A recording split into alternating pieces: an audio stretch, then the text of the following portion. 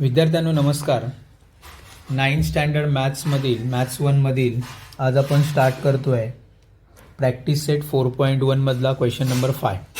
Already आपण question number 4पर्यंत cover केलं आहे. बघा, एकदम सोपे सोपे प्रश्न आपण आज शिकणार आहोत. Convert the following ratios into the percentage. काल आपण जो क्वेश्चन नंबर 4 घेतला की नाही तो बघा कसा होता. एक पर्सेंटेज तुम्हाला दिलं होतं. 80%ला आपण रिड्यूस फॉर्ममध्ये लिहित होतो. मग 80%ला आपण जेव्हा रिड्यूस फॉर्ममध्ये लिहितो तेव्हा मी त्याला असं लिहित होतो की नाही 80% मीन्स वॉट 80/100. 8 × 10 अपॉन 10 × 10 हा 10 कट केला 8/10. 4 × 2 अँड 5 × 2 4 2 जा 8 5 2 जा 10 हा 2 कट केल्यानंतर 4:5 असा तो रेशो येत होता. आज आपल्याला रेशो दिलेला आहे 4:5 आणि आपल्याला उलटं जायचं आहे, त्याला कन्वर्ट करायचं आहे पर्सेंटेजमध्ये. ओके, म्हणजे प्रश्न तुम्हाला क्लिअर झाला आहे, कळाला आहे काय करायचं आहे की आज तुम्हाला रेशो दिला आहे, आज आपल्याला उलटं जायचं आहे. उलटं म्हणजे पर्सेंटेजमध्ये घेऊन जायचं आहे. पर्सेंटेजचा साधा सिंपल अर्थ काय आहे, डिनॉमिनेटर 100 झाला पाहिजे. मग मी काय करतोय बघा 15:25 याचा अर्थ काय 15/25. ओके, मग 15/25 याला मला पर्सेंटेजमध्ये घेऊन जायचं आहे. मी सिम्पली बघा नेहमी लक्षात ठेवा जेव्हा आपण पर्सेंटेज काढतो की नाही तेव्हा नेहमी त्या संख्येला 100%ने मल्टिप्लाय करायचं. म्हणजे कसं 15/25 याला मला पर्सेंटेजमध्ये घेऊन जायचं. याचा अर्थ मी असं लिहितोय 25पैकी 100 25पैकी 15 out of 25 15 then how much from 100% असा त्याचा अर्थ आहे. 25पैकी 15 तर 100पैकी किती असं जेव्हा आपण करतो तेव्हा इंटू 100% करायचा. मग आता याचं उत्तर काय येणार बघा, तर 15 × 100/25.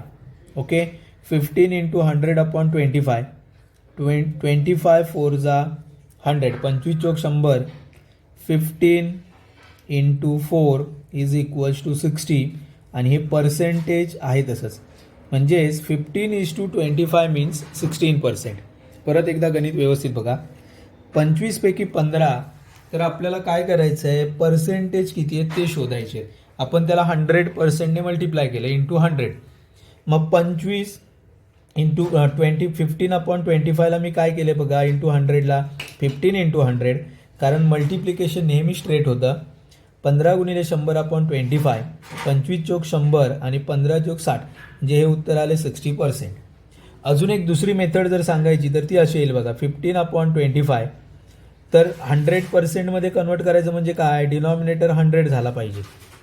मग काय करायचं असा विचार करायचा की डिनॉमिनेटर मला 100 करायचा आहे. 25ला कुठल्या संख्येने मल्टिप्लाय केल्यानंतर 100 उत्तर येईल. या 25ला जर मी 4ने मल्टिप्लाय केलं तर 100 उत्तर येत आहे. जर 25ला मी 4ने मल्टिप्लाय करतोय तर याचा अर्थ 15ला सुद्धा मला 4नेच मल्टिप्लाय करावं लागणार आणि 15 × 15 15 चोक 60 म्हणजे 60/100 दॅट मीन्स 60%. म्हणजे तुम्ही या मेथडने गेला काय आणि या मेथडने गेला काय दोघांचे उत्तर सेमच येणार आहे. ठीक आहे, सेकंड क्वेश्चनकडे आपण जाऊ. सेकंड क्वेश्चन अजून क्लिअर होईल तुम्हाला. 47:50 मला 47:50ला कन्वर्ट करायचं आहे पर्सेंटेजमध्ये. याचा अर्थ मी असं लिहिणार की नाही आउट ऑफ 50 47 50पैकी 47 47 तर 100पैकी किती म्हणजे इंटू 100% करायचे. कळतंय बघा काय केलं आहे 47/50 इंटू 100%. मग परत एकदा काय करणार मी तर असं लिहिणार बघा 47 × 100/50. गुणाकार हा नेहमी स्ट्रेट होतो मल्टिप्लिकेशन. मग कसं मल्टिवाइड होईल तर 5 × 1 5 5 2 10 47 × 2 दॅट 47 × 2 मल्टिप्लिकेशन करा. दोघांचं मल्टिप्लिकेशन बेसाती 14 1 आला 2 चोक 8 आणि 1 9 94%. मग पर्सेंट आपण बोलतोय ना तेव्हा त्याला बोलतोय आपण पर्सेंटेज. पर्सेंटेज म्हणजे काय 100पैकी किती 94% म्हणजेच 94/100 आउट ऑफ 100 94. ओके, पुढच्या क्वेश्चनकडे जाऊ बघा. पुढचा क्वेश्चनही तुम्हाला व्यवस्थित क्लिअर होईल सगळ्यांना. पर्सेंटेज तुम्हाला आज कळालंच पाहिजे. 7/10 तिसरा क्वेश्चन आहे 7/10 हाऊ मच पर्सेंटेज. तर मी काय करणार, इंटू 100% असं करणार. ठीक आहे, 7/10 इंटू 100. ठीक आहे, मग आपण काय करायचं, तर 10 1 जा 10, 10 10 जा 100. 7 into 10% that is what 70%. 7 into 10% म्हणजे 70%. ठीक आहे. Question number 4. 546/600. 546/600 म्हणजेच काय, तर 600 पैकी 546 मार्क. समजा एखाद्या पेपरमध्ये परीक्षेमध्ये तुम्हाला 600 पैकी 546 एवढे मार्क मिळाले, तर तुम्ही विचारणार सर मला किती पर्सेंटेज मिळाले. तर मग तुम्हाला स्वतः ते पर्सेंटेज काढता आले पाहिजेत. सिम्पली काय करायचं, तर त्याला 100ने मल्टिप्लाय करायचं. म्हणजे 546/600 600 पैकी 546, 100 पैकी किती करताना 100ने मल्टिप्लाय करायचे, सिम्पल. मग 546 इंटू 100/600. ठीक आहे, हे 2 0 कट झाले. आता उत्तर आले 546/6. 546ला 6ने डिवाइड करा. 6 1 6, 6 9 54. ठीक आहे, एक 6 राहिला खाली, 6 1 6. म्हणजेच आपलं उत्तर येणार आहे 91%. ओके, आता तुम्हाला क्लिअर झालं आहे. ठीक आहे, अजून एक प्रश्न मी घेणार आहे पुढे. क्वेश्चन नंबर 5 आहे 7/16%. 7/16 याला पर्सेंटेजमध्ये घेऊन जायचं आहे. काय करणार, परत एकदा इंटू 100% मीन्स 7/16 इंटू 100. म्हणजे आपल्याला असं करावं लागेल की नाही, 700/16. म्हणजेच त्या 700ला मला 16ने डिवाइड करावं लागेल. 16ने डिवाइड केलं तर बघा 16 1 16, 16 चौक 64, 6 राहिलेत. परत 16 3 48 बरोबर. इथे 48 राहील. इकडे किती राहतात बघा 12. 16 85, 16 96, 16 7 12 म्हणजे 7. इथे उत्तर येईल 7. 112, 8 राहिले 16 85. म्हणजेच तुम्ही डिवाइड केल्यानंतर त्याला उत्तर येईल 43.75%. म्हणजे तुम्हाला आता कन्व्हर्जन ऑफ पर्सेंटेज लक्षात आलं असेल. तर मी पुढच्या क्वेश्चनकडे जाणार आहे. पुढचा क्वेश्चन तुम्हाला सगळ्यांना कळायला पाहिजे. ठीक आहे, पुढच्या क्वेश्चनकडे आपण जाऊ. व्यवस्थित परत एकदा समजावून घ्या सगळे प्रश्न. आपण जाऊ क्वेश्चन नंबर 6कडे. थोडासा वेगळा प्रश्न आहे, वर्ड प्रॉब्लेममधला क्वेश्चन आहे तोही तुम्हाला समजेल लगेच सगळ्यांना.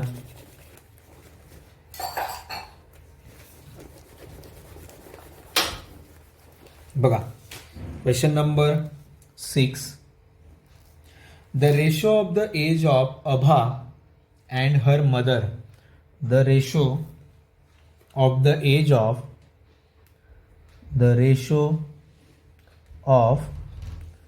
the age of Abha and her mother is 2:5. At the time of Abha's birth, बघा, at the time of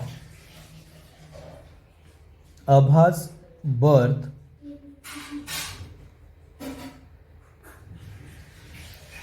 age of her mother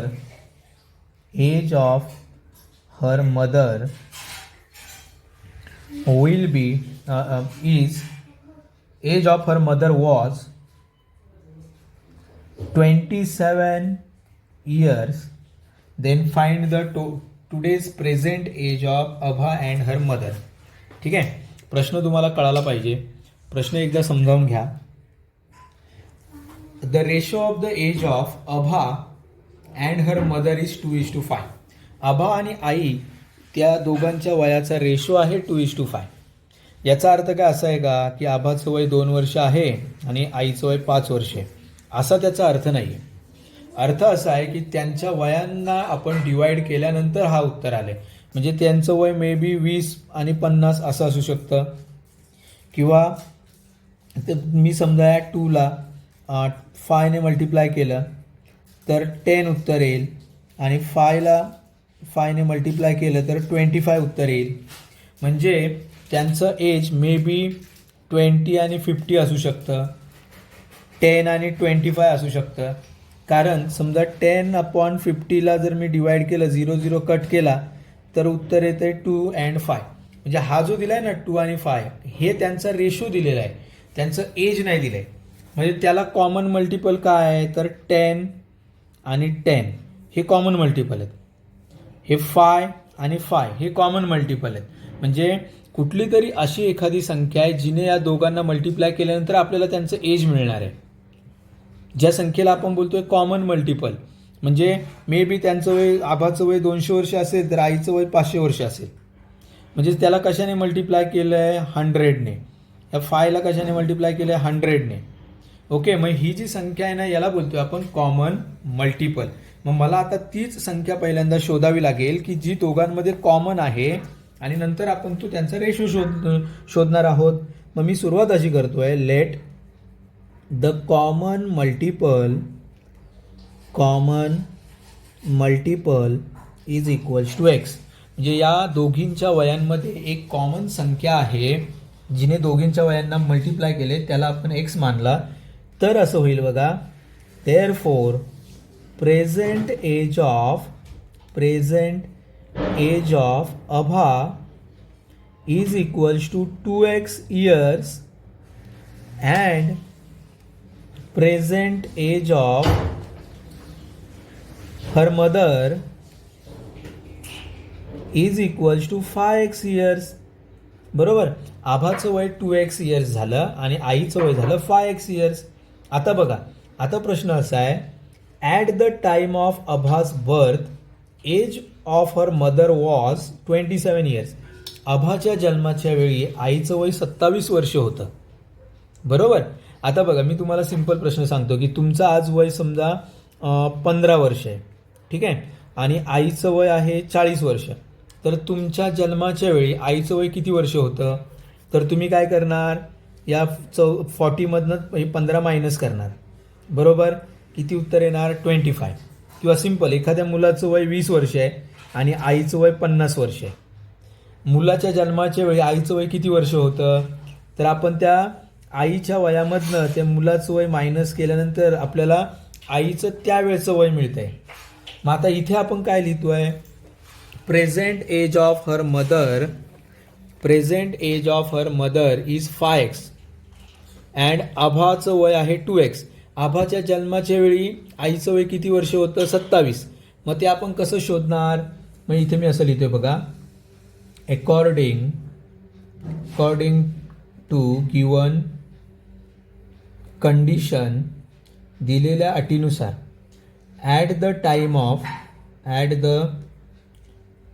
of Abha's birth, आभाच्या जन्माच्या वेळीचं वय आपल्याला शोधायचं आहे. मदरचं एज आहे 27. Age of mother is equals to 27 years. बरोबर, म्हणजे असं होईल की नाही, आईचं वय मायनस त्या मुलीचं वय, दोघींच्या म्हणजे मुलीचं वय मायनस केल्यानंतर तिच्या जन्माच्या वेळेस वय आईचं किती आहे 27. म्हणून मी 5x - 2x केलं आहे. मग आता 5x - 2x that is 3x is equals to 27. 3 into x is equals to 27. x is equals to 27/3. 3 multiply तिकडे गेल्यावर डिवाइड झाला. एक्सचं उत्तर आलं 9. ओके, मग आता x 9 मिळाला आहे. आता हे x म्हणजे कॉमन मल्टिपल आहे. आता मला शोधायचं आहे present age of Abha. Therefore present age of